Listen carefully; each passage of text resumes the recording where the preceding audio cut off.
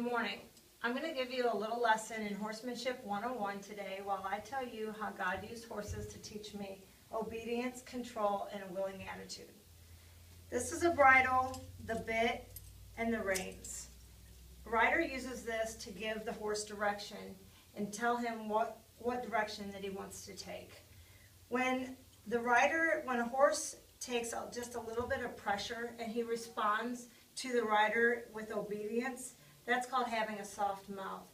But the opposite of that, when a horse takes a lot of pressure to get him to move and a lot of nudging, that's called being hard mouth.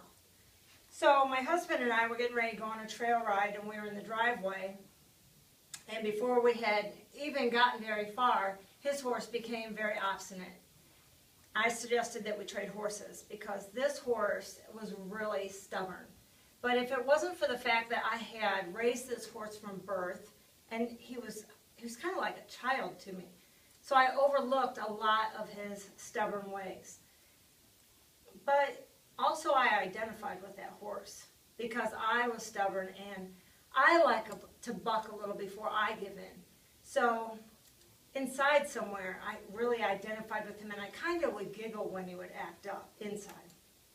So I was on that horse, and we went out in the trail, and in the middle of the trail was a small sapling that had come up, and I saw him look at it, and he sidestepped a little, and I gave him a little bump, and I said, don't be silly. Keep going. Move forward. Trust me. We went out on the trail. On the way back, when we came to the sapling, then he refused. He wouldn't go past. So I took him around, and we come back to the sapling, and he refused again. Each time I was trying to teach this horse a lesson. I wanted him to trust me to move past this little sapling in the path. Every time, he refused. About the 7th time, he'd had enough of the lessons for the day. He bucked, he spun around, he took off, he grabbed a hold of the bit with his teeth and jerked the reins out of my hands. We were weaving him in and out of trees. He was out of control. So when we finally got stopped and I got back to the barn, I was so upset at this horse. I was so mad. Like, how could you act like this? You could have killed me. Really upset. And that's when God gave me the revelation in my life that I had been the same as this horse. That I had been taking the bit and the reins from God.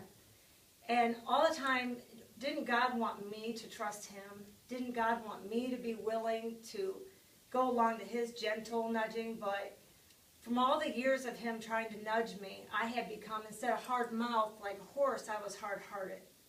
So God really used that horse that day to give me this revelation in my life that I need to be soft, and that He had overlooked a lot of my bad behaviors the same way I overlooked the horse, because I am His child and He does love me.